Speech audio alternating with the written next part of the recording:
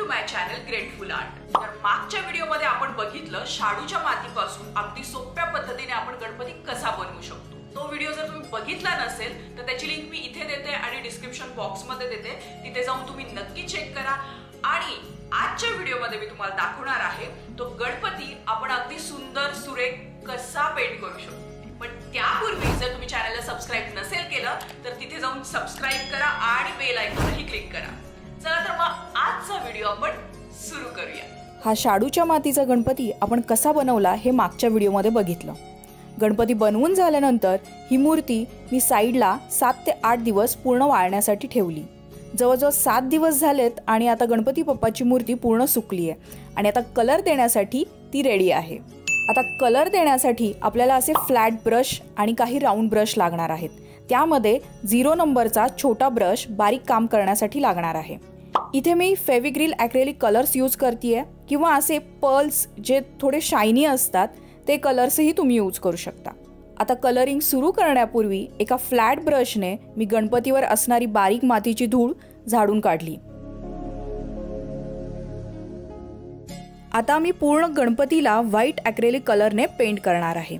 या स्टेपला प्राइम करणं असं म्हणतात। हा व्हाईट कलर अगदी व्यवस्थित सगळीकडे लावून घ्यायचा, स्पेशली हातामागे सोंडेमागे असे बारीक बारीक भाग राहून जातात, त्यामुळे व्यवस्थित कलर लावून घ्यायचा। आता तुम्ही म्हणाल व्हाईट कलर का द्यायचा?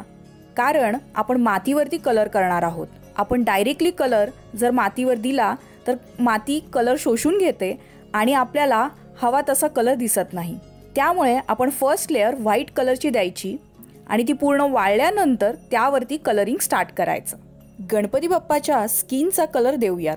त्यासाठी असा रेडीमेड फ्लेश टिंट कलर मिळतो, तो आपण वापरू शकतो। आणि जर तुमच्याकडे असा नसेल तर आपण व्हाईट, येलो, रेड आणि ब्लॅक हे कलर मिक्स करून स्किन कलर बनवू शकतो। मी हे 4 कलर एकत्र मिक्स करून ही शेड बनवली आणि जिथे जिथे गणपती बाप्पाची स्किनचा पार्ट आहे तिथे तिथे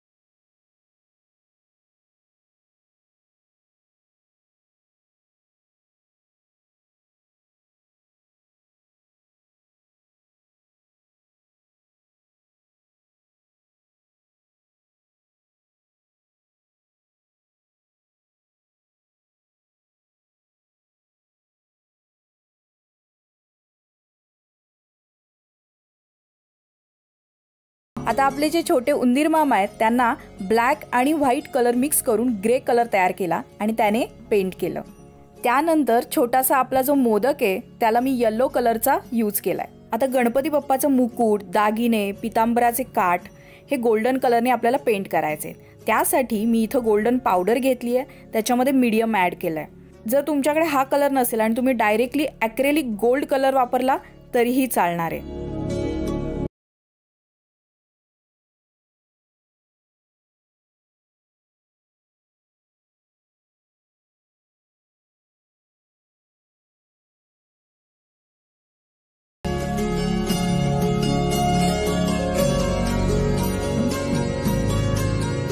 बाप्पांचे केस हे ब्राऊन आणि ब्लॅक कलरच्या कॉम्बिनेशनमध्ये मी पेंट केले।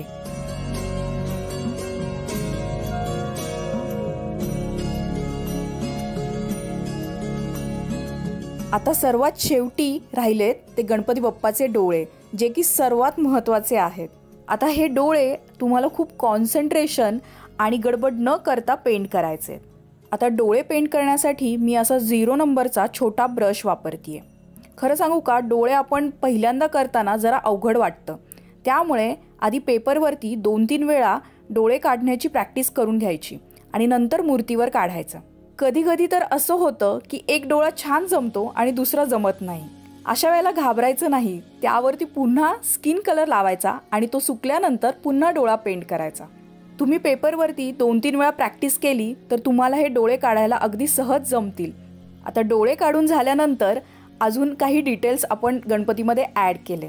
गणपती बाप्पाची मूर्ती हाताने बनवायची, त्यांची प्रतिष्ठापना करायची, त्यांची पूजा करायची, हा अनुभव खूप वेगळा आणि नवनिर्मितीचा आनंद देणारा आहे. त्याचा अनुभव तुम्ही नक्की घ्या. सद्गुरू श्री वामनराव पै सांगतात, पर्यावरण हाच नारायण. त्यामुळे पर्यावरणाची उपासना करूयात. म्हणून यंदाच्या वर्षी POP ऐवजी शाडूच्या मूर्तीची प्रतिष्ठापना करूयात, जेणेकरून पर्यावरणातील प्रदूषण कमी करण्यास आपला हातभार लागेल. गणपती बाप्पा मोरया.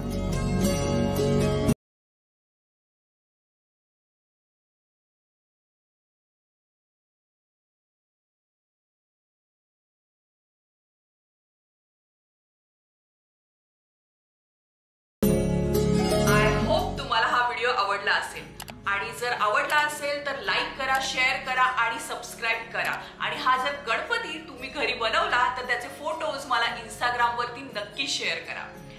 चला मग असेच भेटत राहू नवीन नवीन व्हिडिओज मध्ये. तोपर्यंत बाय.